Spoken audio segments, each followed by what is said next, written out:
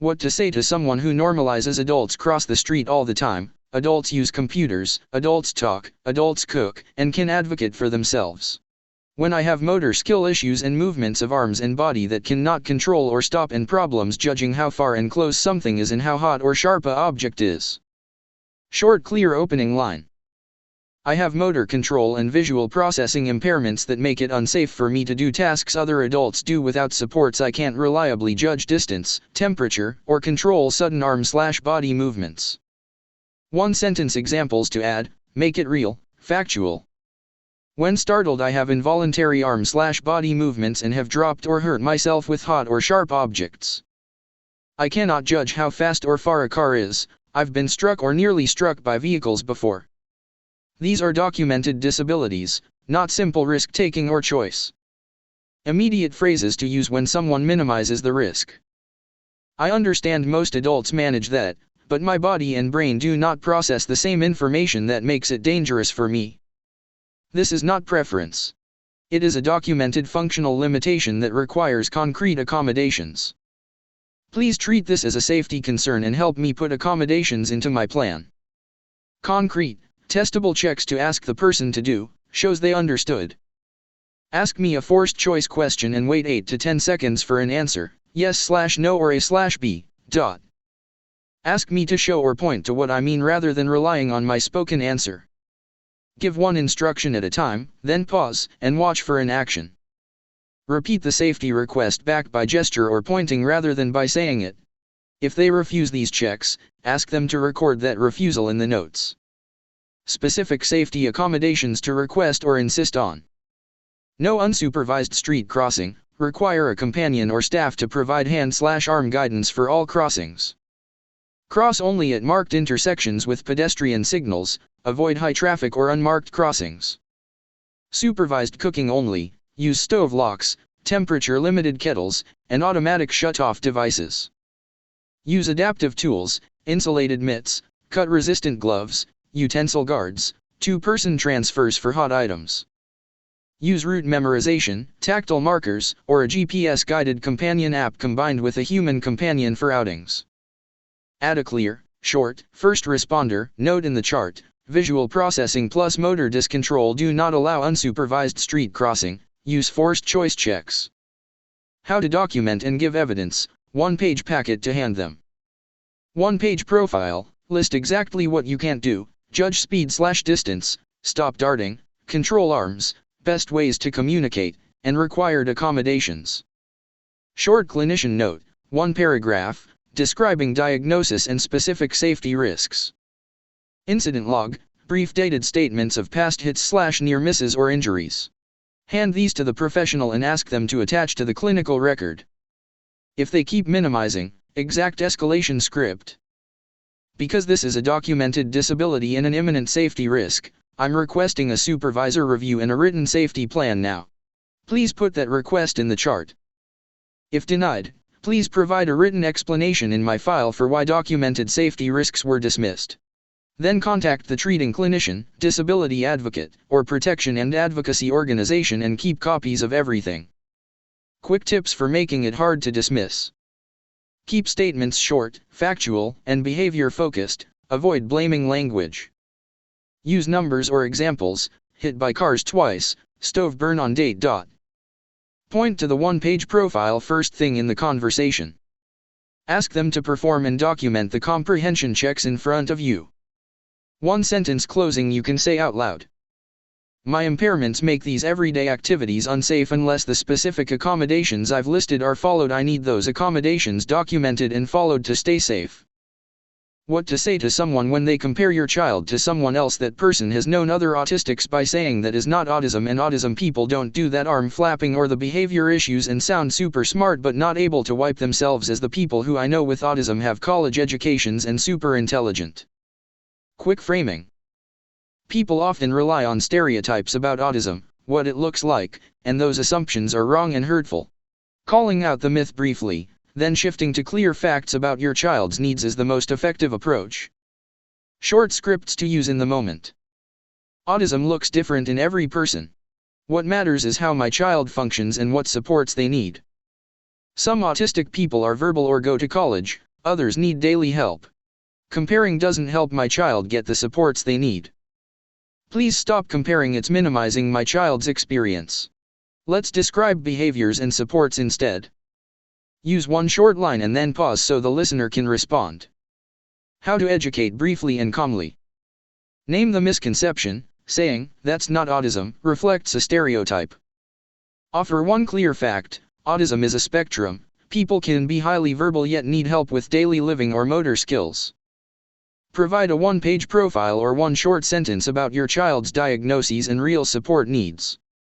If the person seems open, hand them the profile or say you'll email a 2-paragraph explanation later. How to set boundaries when the other person sounds super smart but invalidating. Keep your tone neutral and firm. I appreciate your experience, but please don't use it to dismiss my child. Stop the conversation if it isn't productive. This isn't helpful. We'll discuss supports, not comparisons. If they persist in public, remove your child from the interaction or change the subject to safety and accommodations. Documentation and follow-up you can give them. One-page profile with diagnoses, communication style, ADL abilities, and specific supports. Short clinician summary or school IEP excerpt showing adaptive needs. A single short example of how a behavior looks in real life and what helps. Example, when overstimulated they flap and then need 10 minutes in a quiet space. These make it harder for someone to hide behind anecdotes. If the person is a professional or gatekeeper, ask them to record functional observations instead of opinions. Please note exact behaviors, antecedents, and what supports were attempted. Request a multidisciplinary review or that SLP/psychologist weigh in if they doubt the diagnosis. Escalate with written corrections if their comments affect services or safety. One sentence close you can say out loud. My child's presentation may not match your experience of autism, but that doesn't make their diagnosis or needs any less real. Let's focus on supports that keep them safe and help them thrive. Can you give examples of why it is harmful to a disabled person to assume components, capabilities, and/or functioning abilities and say they sound too smart to need help 24/7 with very basic tasks a 2-year-old can do? Make excuses of the behaviors are purposeful to get services and care they want. And making this as a want to get the extra care and help when instead of seeing this as an actual need and not purposeful or manipulative to get someone to do their jobs to help see my autism and severe developmental disabilities. Why assuming competence or overstating abilities can be harmful. It can lead to placement of supports that don't match real needs, increasing risk of injury or neglect, for example, leaving someone unsupervised for tasks they cannot safely perform. It can cause misdiagnosis or delay of appropriate interventions because teams stop collecting objective data and rely on hope or anecdote rather than measurement. It can produce repeated service failures. Tools or programs that require higher receptive/expressive or motor skills will be chosen and then abandoned when the person cannot use them, which wastes resources and undermines trust. It can enable harmful practices, example unproven communication methods or unsupported assumptions, when professionals presume ability without evidence, rather than testing the person's current capabilities and zone of proximal development. Concrete examples that show real harm. Safety harms. Assuming someone can cross streets independently or cook unsupervised when they have poor depth/perception and motor discontrol increases the chance of collisions, burns, or cuts. Service denial. A clinician may deny a needed support, one-to-one aid, supervised activities, adaptive utensils, stove locks, because the person sounds smart in scripted speech, leaving unmet needs and higher crisis risk. Communication failure. Labeling fluent or scripted speech as evidence of comprehension can lead to consenting to medical decisions or crisis plans the person doesn't truly understand, resulting in inappropriate treatment or lack of consent supports. Educational mismatch. Treating a student as academically ready because of occasional advanced responses can place them in curricula beyond their current learning zone, causing failure, anxiety, and lost instructional time. Why they sound smart so they don't need help is a flawed shortcut. Surface fluency or rehearsed scripting can mask receptive deficits, executive dysfunction, or motor impairments. Competence must be measured across real tasks and settings, not inferred from one conversation. Best practice balances respect for potential with objective assessment. Presume potential enough to offer access and tools, but gather data, stimulability, Trial AAC, task analysis, FBA, to set realistic supports and goals. What to say and do when others make excuses or accuse the person of wanting extra help. Short script to redirect. Please document the exact behaviors and functional limits, what they can/can't do, and use task-based checks rather than assuming understanding from one conversation. Ask for specific evidence, which observations or assessments support that conclusion. Please attach the evaluation or incident log to the chart. Request concrete checks in the moment, forced choice questions, demonstrations, extra processing time, or picture-based responses. Ask that these checks be recorded in notes. Provide concise documentation, one-page profile, clinician summaries, incident log, FBA/BIP or recent SLP/neuropsych notes. Attach these so decisions are evidence-based rather than anecdotal. How to balance dignity and safety, practical language you can use. I support holding high expectations, but we must also document current functioning and use task-based assessments to match supports to need. Please try the following evidence-based checks and record results before concluding they can manage that activity alone, then list 2 to 3 checks, demo, choice, pause.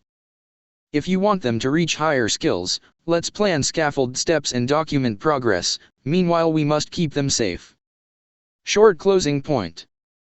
Presuming competence as an aspiration can open opportunities, but acting as if full competence already exists without objective trials and documentation puts disabled people at real risk. Demand functional assessments, task-based checks, and evidence-based planning so supports match true needs.